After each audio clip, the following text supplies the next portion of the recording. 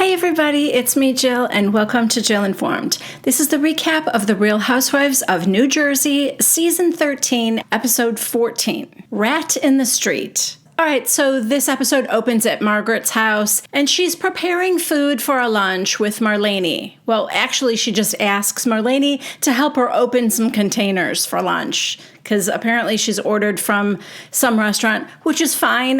No knock on that. I just realized that I would like to take Marlene's job from her because I feel like Margaret probably takes really good care of her and also probably pays her pretty well. And Marlene doesn't have to do very much. So that part is very attractive to me. I could wear a sparkly top and open a few carry-out containers, put them in pretty bowls and set them on a table for a party, and then just go back to my room and watch TV. So Margaret has invited Marge Sr., Jen Fessler, and Jen Fessler's mother and her mother's twin sister over for lunch. Yes, Mazzy and Cassie are just a couple of 80-year-old feisty redheads. They still dress alike, have the same hair. I mean, they are a trip. Marilyn and Carolyn are their real names, but they call themselves Mazzy and Cassie. Jen Fessler tells us that they grew up in Brooklyn and they were best friends with Barbra Streisand. Yes, apparently Barbra Streisand would come over and their mother would play the piano and Barbara would sing. Could you imagine? That's a great story to be able to tell. Private concert with Barbra Streisand and it didn't cost you a dime. Okay, this is a very short scene, but we learn a lot. Apparently, Jen Fessler's parents got divorced when she was very young, and each of the twins had two girls. So Jen and her sister and her two cousins, Cassie's daughters, grew up together very close, like four sisters, like four daughters. But I guess Jen's mom struggled a bit after the divorce. I think she means financially, but she didn't really clarify. And so they moved around a lot, and that was very hard on Jen because, she moved away from her cousins and her aunt, and, it was hard. Anyway, now Jen and Margaret are telling the ladies about their trip to Ireland and how, they had a lot of fun, except there was this one girl, Danielle. Jen Fessler's like, she's a nice girl, but she's going through something with her brother. And Margaret said, every time Melissa and Teresa would talk about their problems, because, they're going through some issues. This one, she would be like, oh my God, that reminds me of me and my brother. In her confessional, Margaret says that she thinks Danielle is used to getting a lot of attention and still requires that. Both Margaret and Jen Fessler are talking about how Teresa always says she's all about family, family, family. Yet, like Margaret said, Melissa wasn't included in the shower. She was just like another guest there.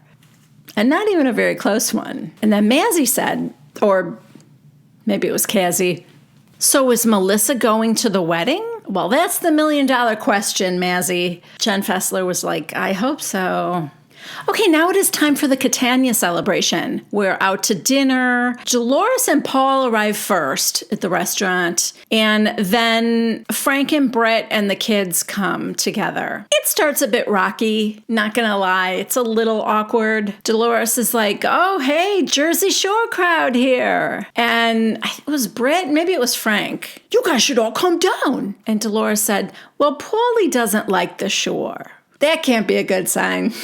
Paulie's at least going to have to go down once a year when the cameras are rolling. Anyway, in Frank's confessional, he's like, I don't know what to expect, but he would like Paulie to see his and Dolores' relationship, like in person, to just see how they interact with each other when everyone is all together as a family. Because, he's like, I don't know if the guy feels threatened or what. Yeah, he's not threatened by you, Frank. Guys always want other guys to be threatened by them, and rarely, if ever, is that the case, I think. Anyway, we move on to what a fantastic work ethic Frankie Jr. has. That's the reason for this whole celebration. He got the job of his dreams, and I think Gabby said, I don't know anybody with a better work ethic than my brother. And Dolores said, what about you? You wanted to be a dog doctor when you were 2, and here you are. You're a dog doctor. Dog doctor. So Frank is asking a lot of questions of Polly, like in a good way, like he's interested. And he asked about his kids. Paul has 2 sons, a 17-year-old and a 20-year-old from his previous marriage. And Frank's like, what are their names? I don't even know their names. It's Brooklyn and Cameron. They also find out that Paulie was 23 years old when he came to America to help his parents out, earn some money here, and send it back home. This happened a lot, by the way. One of my best friends ever is Irish, from here, but she was always like friends with or dating or whatever guys who came from the old country. That was pretty much the MO. You know, they earned a lot of money, they saved their money, and they sent it back home to help their parents out. So then Brittany asks Paul, when you first came here to America, did you know any English at all? Everybody laughs. Brittany goes, oh, come on, I'm an old soul. What? I'm not sure what that has to do with what you just said, but okay. So somehow this dinner ends up with them all planning to have a big party at Paul and Dolores' house. And Paul's like, yeah, we could do like an Irish, like prohibition party. So that's it. That's the plan. And you know, at this point, Brittany's like, I have no idea what that means, but after the do you speak English comment, I'm keeping my mouth shut. So yeah, Prohibition era Irish themed party at Paul's house. Frank and Britt are invited, and maybe they'll go. Dolores said she's excited for everyone to see where she lives. And so then Frank is like, oh, so are you ever going to move home? Or that's it? You're just moving forward from there? And Dolores said, well, I hope I'm just moving forward. Frank goes, well, are you guys going to get engaged or what? And Paul said, well, that's my question for you and Britt. Frank, I asked first. Did you guys talk about it? And Paul goes, all the time. Frank, really? Did she tell you what kind of ring she wants? Paul, I already have it. Paul already has the ring. Well, at least he said he does. Dolores is really keeping a poker face. I don't know if she knows that he has a ring. I don't know if she knows that he doesn't have a ring, but he's just saying that. She is not saying a word.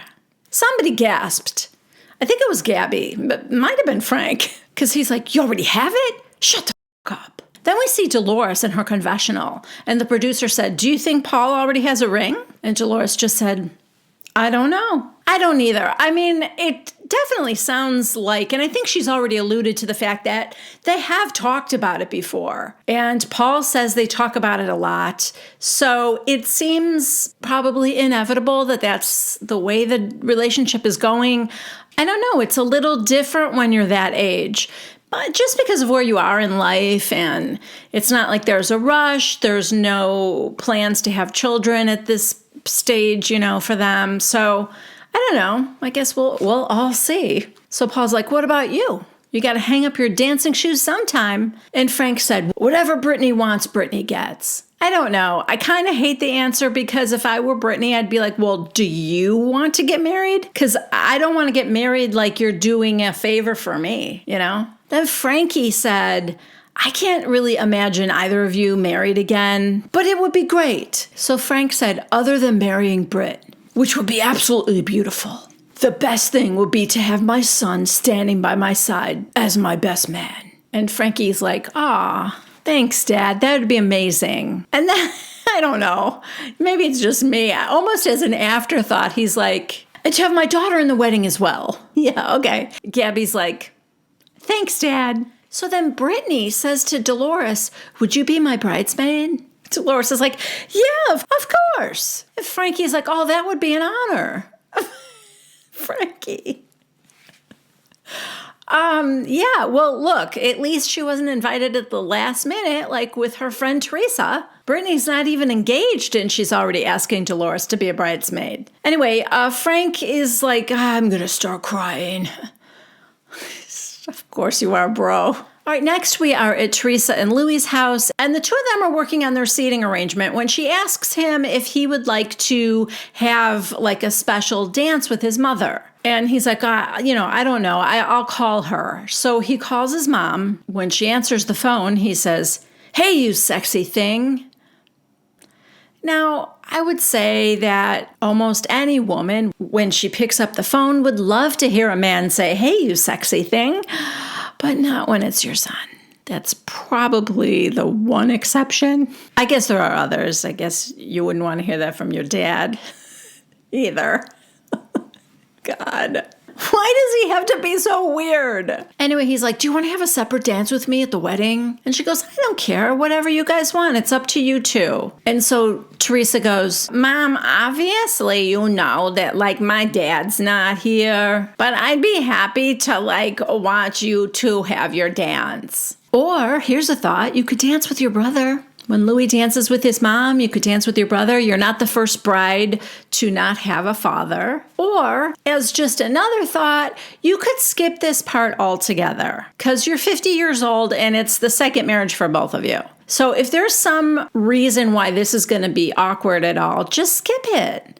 Also, and maybe this is just me, I don't think they should have put it on Louis's mom because Louis, if you want to have that special dance with your mom and Teresa is fine with it, then do it. Just tell her, I would like to and see if she would like to. But to ask her if she wants to do it, like putting it on her, I don't know.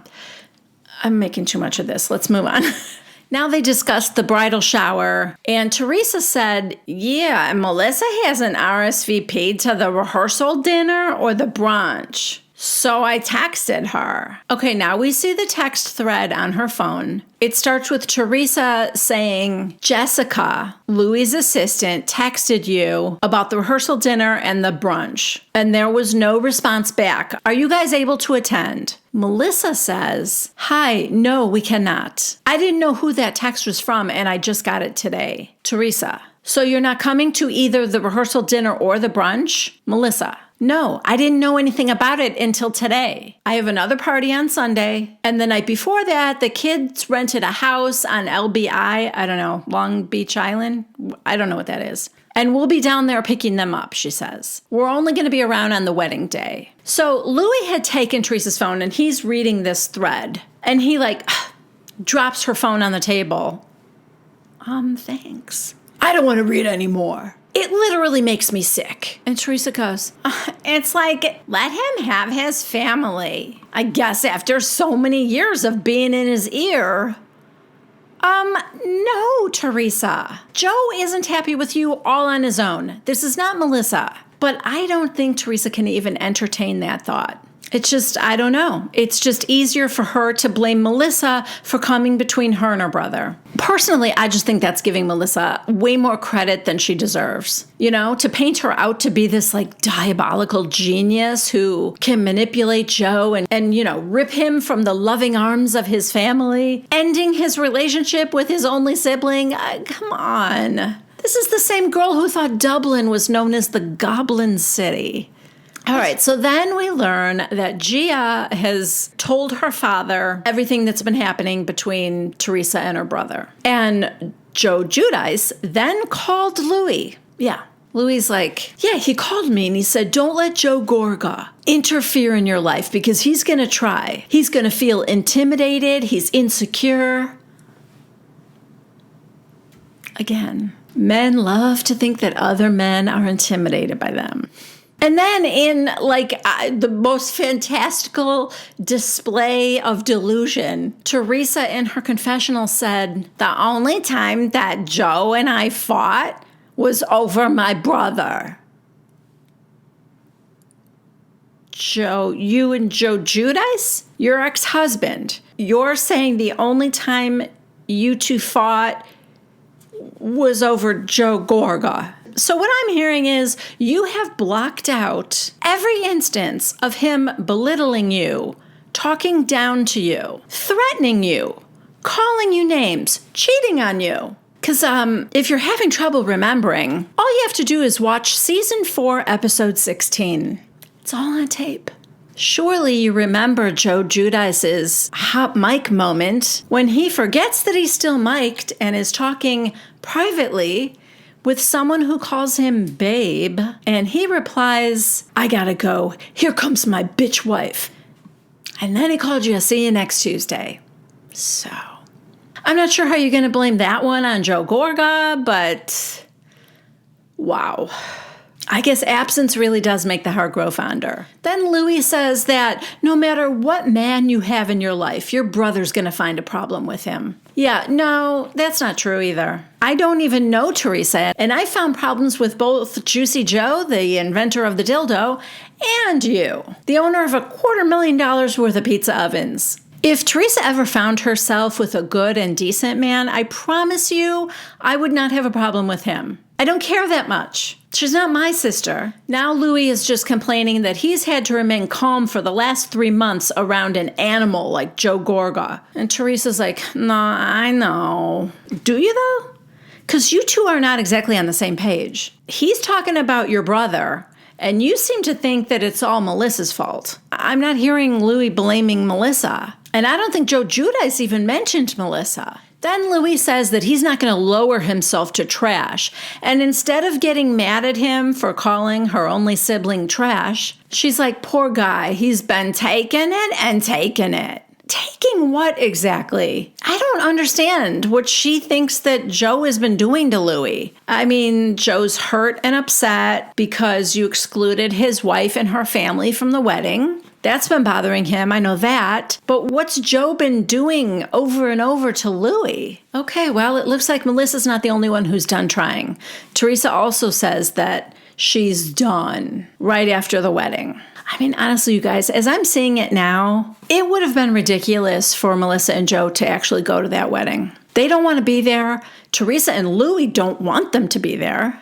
Okay, so the next scene is with Danielle and her mom, Angel. We talk about bougie kits a little bit. It's basically, she is selling other people's designs of children's clothes, and that one day she hopes to design her own. Angel's helping her go through inventory, and they come across this little onesie thing, and Angel said, oh, I remember I used to dress you in something like that and your brother. And then she gets a little choked up, and Danielle's like, oh my God, Mom, you're not going to start crying. And she's like, I'm not going to cry. You two would kill for each other, but also killed each other. You would torment him, but then if anybody ever said anything against you, he was the first one to attack them. Danielle goes, yeah, that's what's changed. As adults, he wouldn't have my back. And Angel said, it breaks my heart. I'm your mother. I'm his mother. I raised you the best I could with lots of love. Obviously, there's some type of pain, but then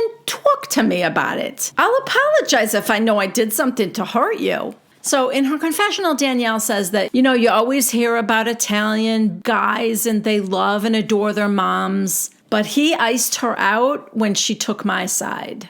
So, it's sad. They both think that he's not interested in fixing anything. Danielle is in pain. It's sad, and I'm sad for her, but I just wish I knew, I guess, a more neutral version of the story. Tell me what happened exactly.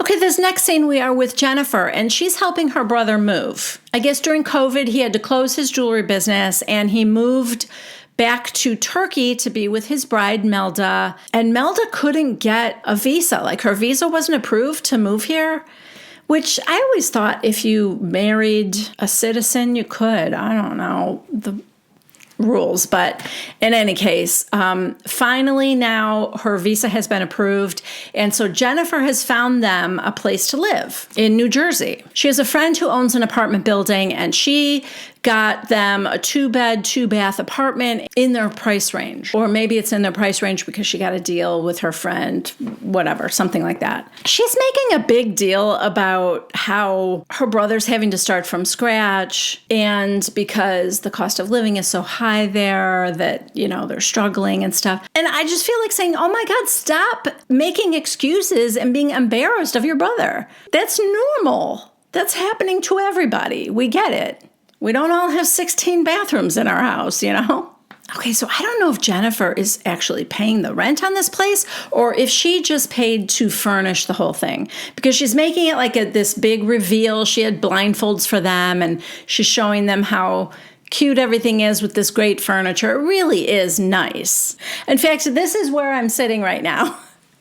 It's all decorated very pretty. She had her interior decorator there with her. And so, yeah, either way, it was very kind and generous of Jennifer.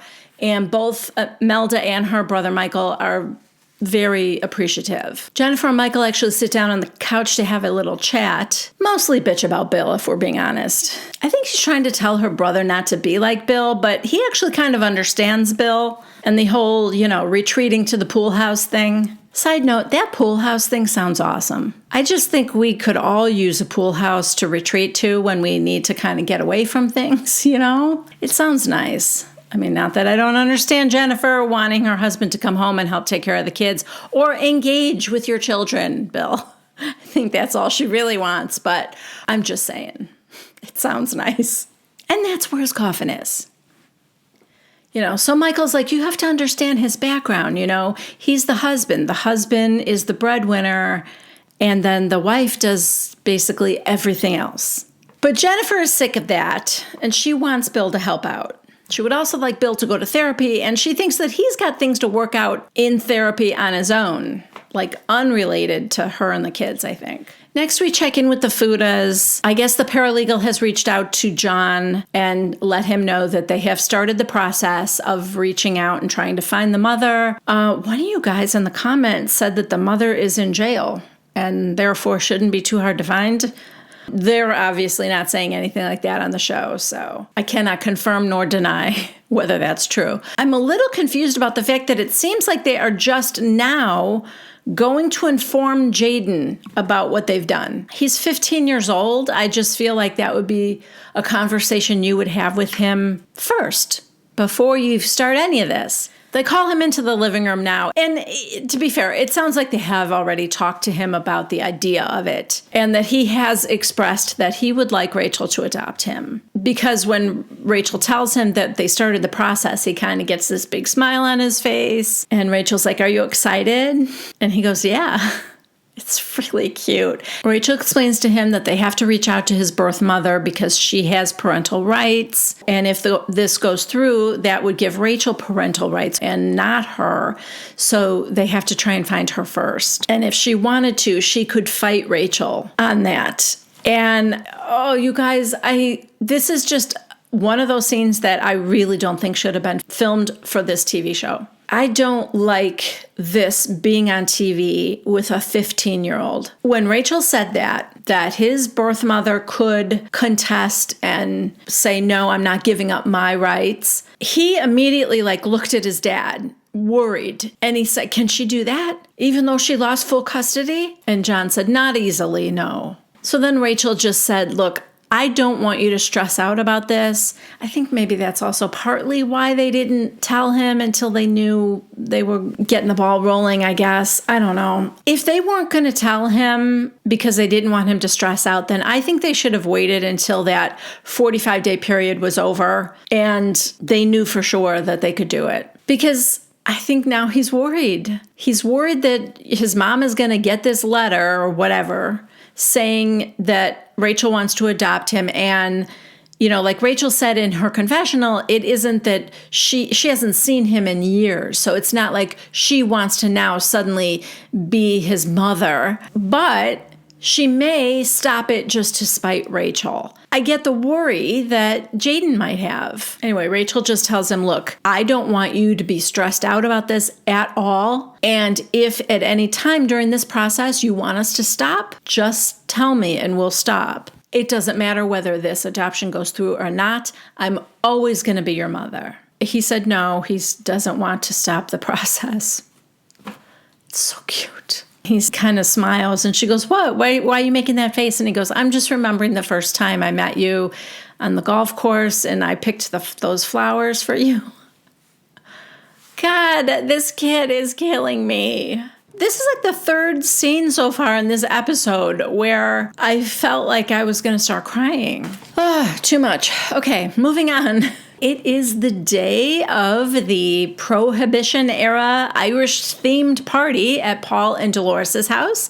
And, they're having another meeting in the kitchen with all the caterers. I feel like we've seen this kind of thing before. We're also checking in with everybody, getting ready for the party and stuff. Over at Melissa and Joe's, clearly neither of them know what prohibition means, what the theme is. They wonder if Frank is going to go. And Joe says, no, I haven't talked to him. So he FaceTimes him. And he is going. He and Brittany, I think, are going. And he also tells Joe and Melissa that Paul has already purchased a ring for Dolores. They are both shocked. And Melissa's like, oh, do you think this party is going to be like for an engagement? And Joe goes, would you be okay with that, bro? And Frank's like, I don't know about that. Yeah, I wasn't thinking that, but now that Melissa said it, and knowing that it's going to be the finale episode, maybe he is going to propose. I don't know. Speaking of Dolores, wowza, she looks smoking hot in her costume, whatever's going on, the way her hair is, the dress. I don't know, man. It is working on all cylinders. Is that a phrase? So Dolores is talking to Paul about how, good things went with the dinner with Frank and stuff like that. But as happy as she is about that, she is worried about the Gorgas and the Judices at this party, how they're going to get along. Side note, how is Teresa free to attend this party? I feel like when they were in Ireland, she said, it's 1 week to the wedding and I am super busy. There's dress fittings and this and that. We know she had a surprise bridal shower and, she's got a brunch and a rehearsal dinner. And apparently she's got time to come to a prohibition party. I don't know. I'd be like, I love you, but I need a breather before the wedding. Over at Margaret's house, she's telling Joe B that she is also concerned about how Melissa and Teresa are going to be at this party. She's like, at her bridal shower, Melissa was like sitting there just like another guest. Then she also tells him that Danielle brought up Laura again. Well, we get a flashback of never before seen footage from the bridal shower. And Danielle was basically saying to Margaret, what the hell did you do to Laura? Because that chick is coming to destroy you. Yeah, I would kind of like to know myself, wouldn't you? Somebody said that Laura wanted to be on the show and Margaret wouldn't, push for her to be on or something, but I don't know. Anyway, Margaret says to Joe that Jennifer swears she's not still in contact with Laura. And Joe's like, yeah, I don't believe that. Over at Jennifer's house, Jennifer says to Bill, so I called Laura. Yeah.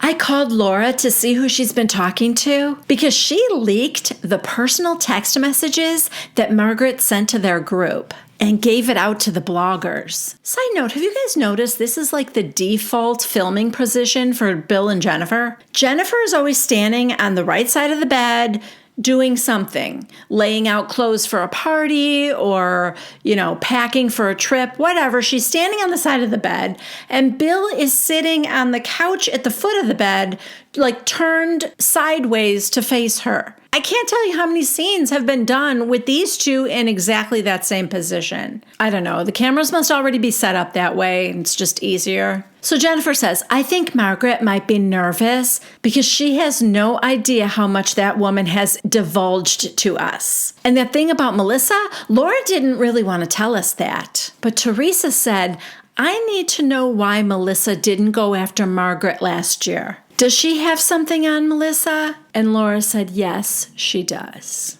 Or, here's a thought. She didn't stop Margaret last year because she was just glad that somebody other than her was pointing out to Teresa that Louis was swimming in red flags. And I don't just mean in that video on the beach. Also, I'm sorry, you can't tell me that Melissa knows that Margaret has dirt on her, and that's why she's keeping quiet around Margaret. It doesn't track. If somebody is blackmailing you, you're not laughing with them, friends, hanging out. You're not, sleeping in their room in Ireland because you're afraid of ghosts. I'm not believing this. You don't act that happy around somebody who is holding dirt against you and you're fearful of them. Melissa looks and acts like she genuinely has a good time with Margaret.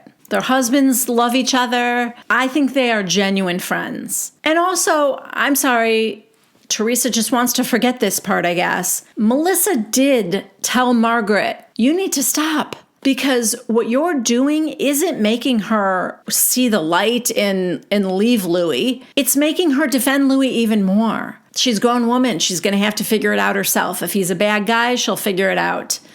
But like, you need to stop. And she did say that. And whatever she said didn't make Margaret stop. So all Teresa knows is that in a public setting, when Teresa and Margaret were going at each other, Melissa didn't jump in to defend Teresa. That's all Teresa knows. And if it makes her feel better to think that the reason Melissa didn't come to her defense is because Margaret has dirt on her, okay. I mean, I don't even know what to say about that. Teresa is able to forgive Margaret, the woman who was bringing up things that she read in the press about Louis, bad things about Louis. She's able to forgive her, but not her sister-in-law, who stayed quiet and didn't say anything about Louis. It's so obvious that Teresa loathes Melissa, and she will jump at any opportunity that makes her hatred seem valid.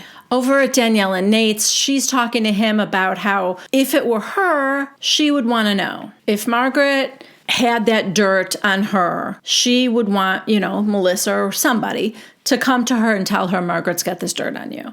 So that's her justification for saying, I want to tell Melissa, or I want Melissa to know because I would want to know. But I don't want her to shoot the messenger, she tells Nate. Nate doesn't think Melissa would attack her. That's not her nature. But they both agree that Margaret is a problem. Next, we are at Teresa and Louis, and she mentions to him that she's been trying to reach her brother over the last few days, and he has not returned her calls. Teresa's like, he's never not taken my calls before. Yeah. Must be Melissa's fault. And Louis is like, he's going through something. And Teresa goes, well, I wish it wasn't happening right now, right before my wedding. And Louis said, yeah, but it's happening right now on purpose because we're getting married. The reason I got mad back at the Fudas was because he said you seemed miserable, even though he could see your happiness, your vulnerability, you're living your best life. Oh my God. No, she's not. That's the point. She should be living her best life. She's engaged to the man of her dreams. She lives in a quote unquote love bubble. I mean, she's saying all the right words, but because she doesn't act happy, that's why people think she's miserable. She's holding a grudge against Melissa for Margaret's actions last year. That's not the mindset of somebody who has happily moved on with her life. Nobody who is truly happy spends that much time trying to convince others that she is. Plain and simple. She needs to stop saying that she's all about love, love, love, and just be all about love, love, love. Let the past go. Don't hold grudges. Look at everybody with a smile on your face because nothing can touch your beautiful, beautiful life. Sorry, she's miserable. So, welcome everyone to the real Louis. I think he's finally frustrated enough to sort of forget that the cameras are rolling. Either that or he's stupid enough to think that this scene right here and his little speech makes him look smart and righteous. It doesn't. Yeah, so according to Louis, he thinks that Joe told Teresa that she seemed miserable either because he doesn't want to see her happy and he wants her to need him. Yeah. Yeah, because every grown man with a wife and 3 kids to raise wants the added burden of a needy sister. What? So yeah, it's either that, according to Louis, or he's just projecting his own misery onto Teresa. I'm wondering if Louis' frustration right now is because he's finally realizing that he can't fulfill Teresa enough or make her happy enough to let go of her anger and hatred toward Melissa. I mean, honestly, you don't think Joe would want his sister to be so deliriously happy with her life that she would finally lay off his wife? It makes no sense what Louis is saying. I don't understand the motivation. But I think the worst part of this scene is what's coming up now, because this is like a master class in manipulation. He tells Teresa that her brother is trying to hurt her. consciously wanting her to be hurting and in pain. And what Louis is doing here in this speech is very, I don't know, it feels like it's meant to keep Teresa off balance. Like he gets very loud and forceful and angry. Like he's standing up, his voice gets powerful. He's pointing at her. You know, she's sitting in a chair. So he's standing. He's physically larger. You know, his presence is more intimidating. And like I said, he's pointing, he's leaning forward. These are all things to evoke a certain reaction out of somebody. And then, you know, the off balance part is then he gets quiet and soft and calm. At one point, he almost seemed like he was going to start crying. So like, okay, at first he says, your brother is calculating. He wants to hurt you. Teresa's crying, by the way. I didn't mention that, but you can see it. Her nose is red. Her eyes are red. She's clearly upset. So he gets her to this point where she feels vulnerable, abandoned maybe by her family. Her only family is now gone, makes her feel alone. Then he sits back down. His voice gets quiet. Like I said, he almost looks like he's going to start crying. And she says, babe, I'm not going to deal with him anymore. I want peace, but like if he doesn't want that. Then he gets big and loud and bold again. I'm not going to deal with being pushed and pushed. I'm ready to react. Now she backs off and gets scared. Are you going to talk to him tonight? He brings it down a little bit. He says, I'd rather talk to a rat in the street. I find him boring. I wouldn't share a cup of water with him. I hope tonight is peaceful, he says. But if we have to go down that road, you're not going to recognize me. Again, soft, and now this, you know, he's threatening something bad. So Teresa goes, babe, just relax. No. Relax. I've watched you this beautiful, at times naive, at times loving woman toward your brother while he's gaslighting you. He's manipulating you. All the things that he's doing to her right now. Also, just for the record, if you'll notice, he never mentioned Melissa once. I don't know if Teresa's taking that in or not. This is where he tells her all the bad things her brother is doing. And now, here comes the hero. But I'm your man now. I'm the man in your life, he says. I mean, this is like a textbook example, right? Tear her down, make her think that the safest people in her life, her family, her brother, the man in her life that she has been closest to since, you know, he was born, make her believe that he is a monster who's gaslighting her, tricking her, manipulating her, wants to hurt her, actually said that. He wants to hurt you. Get her to believe that, feel low, feel down. Look at Teresa's body language. She's defeated. She's deflated. She's looking down. He has stripped her down. And then, but I'm the man in your life. Now, he'll protect her from that. I found this to be frightening. So now, as the sole person she can trust, he says, I can't stand to be around him. I don't want him at the wedding. I don't want him around my mother and my sisters who I adore. So the hero of the story is protective of the women in his life. His wife-to-be, his mom, his sisters. He doesn't want the monster, your brother, anywhere near the women he's protecting. He doesn't want that pig of an energy, which I thought was kind of funny. Sorry, Tinkers. Again, he says, I don't want him at the wedding. I don't want a photographer to waste a flash on taking a picture of him and Melissa. That's the first time you mentioned Melissa's name, though. But to end on bringing Melissa into it, that was smart, though. Because you're leaving her with this, oh yeah, he gets it. Because Melissa's actually the bad guy. And finally, he says to her, if I were standing in a snake pit, would you pull me out? Teresa, of course. Louis, I'm pulling you out of the snake pit.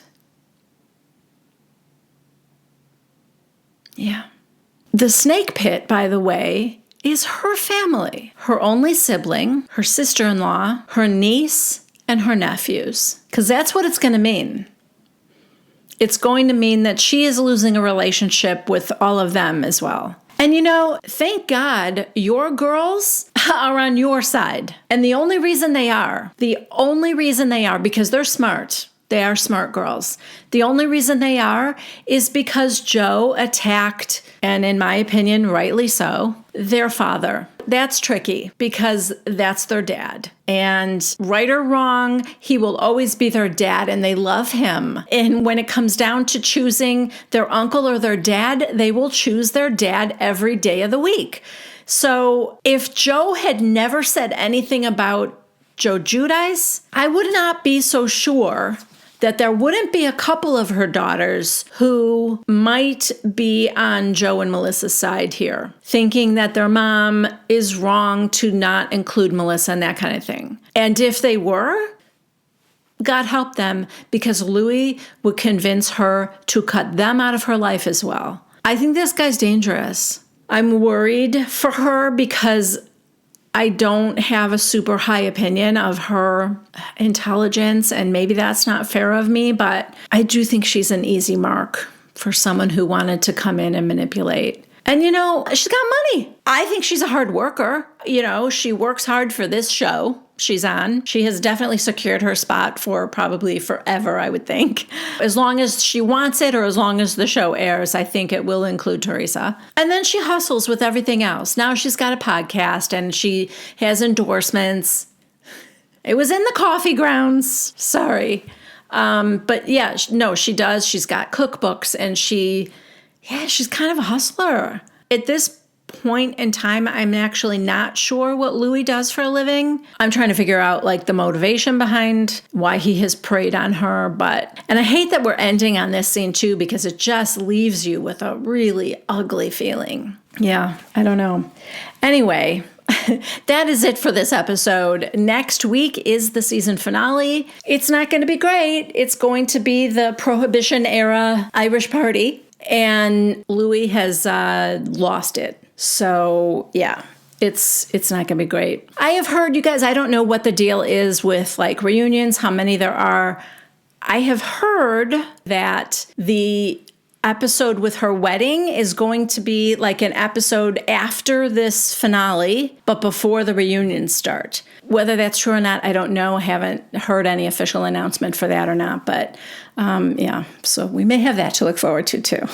All right, thank you guys so much for being here. I feel like this is going to be kind of a long one. We'll see. Anyway, I hope you liked this episode. If you did, please give it a thumbs up. Please subscribe to my channel if you haven't already, and click the bell icon if you would like a notification every time I have something new post. And that's it from me. Thank you guys so much for being here. I love you, and I'll see you next week. Bye.